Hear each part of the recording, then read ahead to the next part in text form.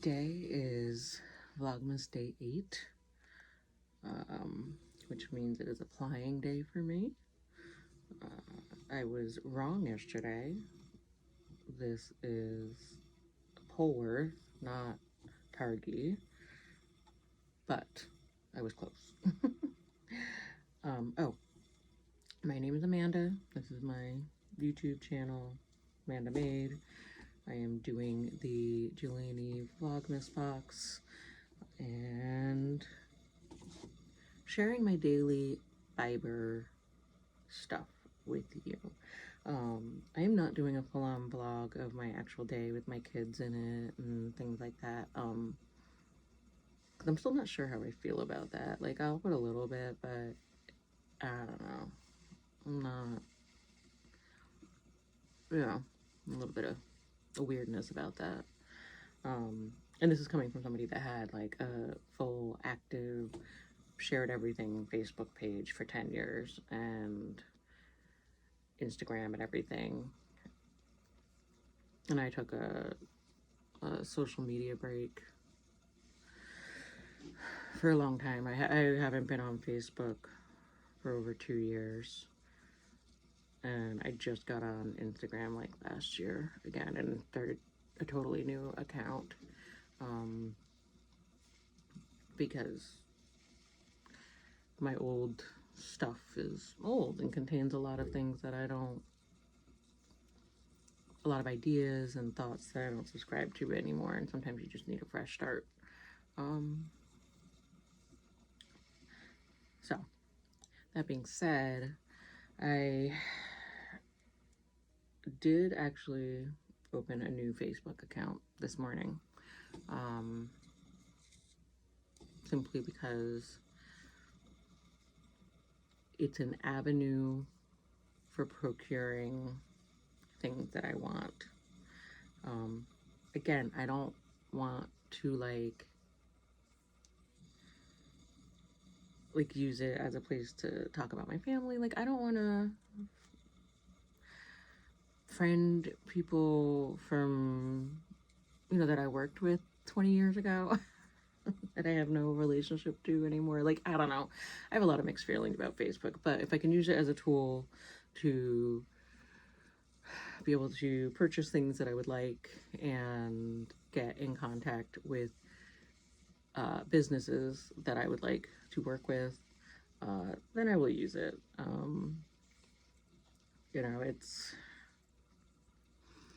It's one of those things, as somebody that wants to start a business, like, shutting down a really useful outlet of communication with others is difficult. So, anyway, yeah. If somebody would like me to wash their wool, skirt, wash, and card their wool, I'm open to it. Reach out. Let me know. You can find me on Instagram as Amanda Made It FA. I'm not going to share my Facebook stuff yet. My profile looks like I'm a scammer. So we'll wait on that for a couple of days until I get that a little more set up. But yeah, so I am gonna bracelet ply this as I have the last 3 days. And what does today have in store? I have to go grocery shopping, which I might just do a pickup or delivery because I don't wanna.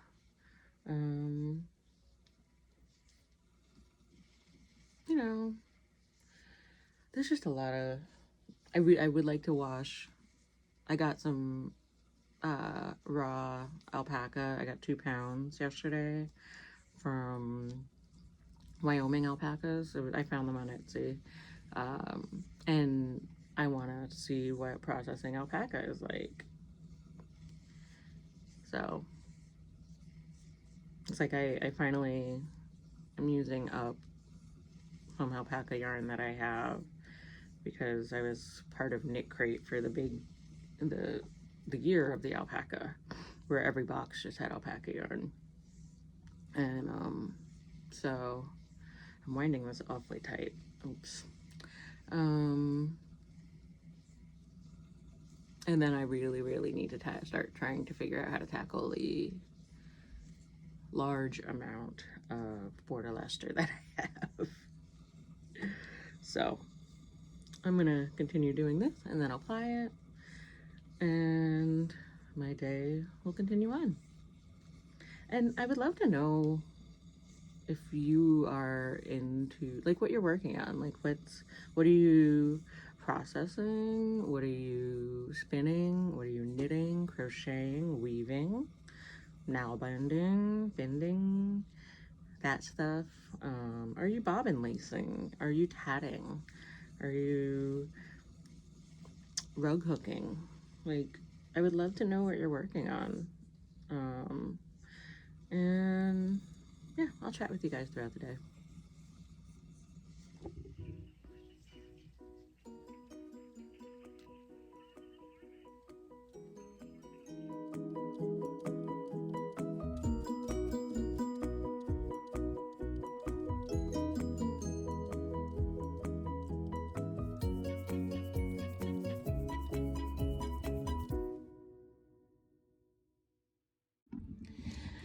Hello. So, today I have decided I want to wash one of these alpaca, 1 pound alpaca bundles that I got from, where is it from? Wyoming Alpaca, I think is the name of the,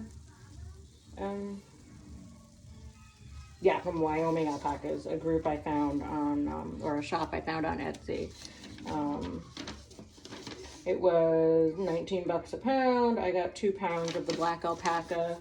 And it arrived really quickly. Like, they have a flock or a herd. Are alpacas a flock or a herd? I don't know. Anyway, I'll look that up. But, so I thought I'd show you what this looks like and my first time working with it. I do actually have a video that I've been working on where I processed my very first fleece, and that will be coming out soon-ish. My wheel has been taken up by Vlogmas, but, excuse me. So, anyway, yeah. And for anybody that's curious about how, like, as a fiber enthusiast works with kids, is like, you just get it in when you can and put it in, and like, accept that you will not always be able to do what you want to do, and learn the things that you can do with them around and the things you can't do with them around, and that it will always be changing because they keep getting older and their abilities to listen and understand how not to kill themselves will hopefully change as well as they get older. So anyway, so this is a 1 pound bag of medium grade black alpaca. Now alpaca doesn't have lanolin the way that sheep's wool does, so I don't have to use hot temperatures with it the way that you do, not hot, but like, you know, lanolin will melt somewhere between 100 and 140 degrees. My tap water will get that hot, so I can just use my tap water. I don't add boiling water or anything like that. But also alpaca can be very dusty, so I am going to just do a couple of cold soaks first, just to get the majority of the dust out. And then I will do a, what am I gonna do? A scour. Like, it's washing it because I'm not actually like removing lanolin. So I guess it's just be washing it with, again, I'll use the Unicorn Power Scour because that's what I have and that's what I'll use. And I'm interested to see how this goes. Oh, I suppose I should share, I want to share a couple of resources that I'm using for all of my scouring and cleaning and just like breed learning stuff. Sorry, my neighbors have something shiny and weird on their on their deck that I keep seeing, and I'm curious what it is. So the first one I'm using is the book from Mary Egbert of Kamaj Fiber Arts. Literally, I think the only modern book published about scouring. So I'm using it. And then I'm also using the Fleece and Fiber Source book, which you know, if you're a spinner, like, you know what this book is, and you want this book. So those are my resources, and as well as JillianEve on her YouTube channel and within her Discord group. I've also been talking, Tazhi is part of the, Tazhi is part of the Discord group, and she has been helping me quite a bit, you know, with knowing, what is just little wolf flufflets on my floor. She has been also helping guide me through this processing fleece journey, as well as a few others. So one other thing I want to say, I have purchased some latex gloves and dishwashing gloves to have on from now on. You know, when working with raw wool, you should not be using your bare hands. I didn't quite realize that. I mean, it makes sense, but I didn't quite realize that at first. So, and I was a little slow on the uptake, and I guess you need to have a tetanus shot and stuff. So anyway, just so you know, those are kind of the expectations that you should have, is to have a little bit of protective equipment if you want to start doing this. So now, so this, you know, it's alpaca, it's not wool, so it doesn't work the same. It doesn't have crimp the way that wool does. It has a very tiny, let me see if you can, is it, I don't know if it's focusing. It has a very tiny little wave of crimpy stuff going on in there, but nothing that's gonna lend itself to any sort of, there's a Sage Ridge.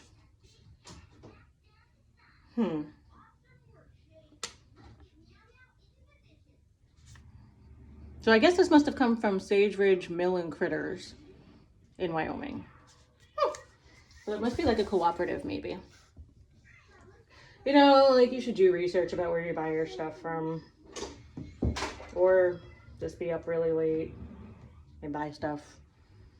You know, there's not like I can't tell. I don't have like a film of dust on me or anything, but you know, we'll see how dirty this water gets. And I'm just gonna start like with a cold soak, like I said. So I'll show you that in a minute.